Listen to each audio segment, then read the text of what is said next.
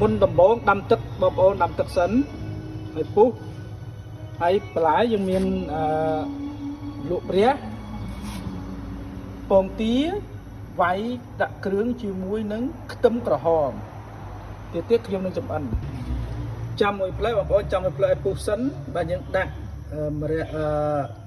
ម្លក់ព្រះឬកសាំងទៀតចូលបាទចំពោះហើយបើបងប្អូនមានទឹកស៊ីអ៊ីវបងប្អូនអាចដាក់ទឹកស៊ីអ៊ីវបន្តិចជ្រោយទៅលើទឹកដែលយើងដាំនេះទៅដើម្បីស្រស់ឲ្យមានរសជាតិឆ្ងាញ់ខ្ញុំដាក់ហើយ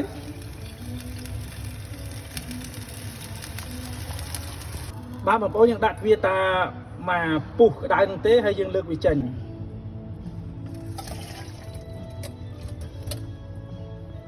បាទបងប្អូនយើងចាក់ចូលក្នុងខ្សែមួយទ្រាល់យើងអាចលាងទឹកវាបន្តិចបាទបន្ទាប់មកយើងរៀបដាក់ចានរួចរាល់ចាប់ផ្ដើមជំហានទី2យើងចៀនពងទាបាទយើងចៀនពងទា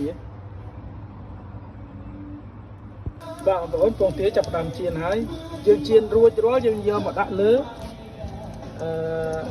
បន្លែកសាំងទៀតបាទ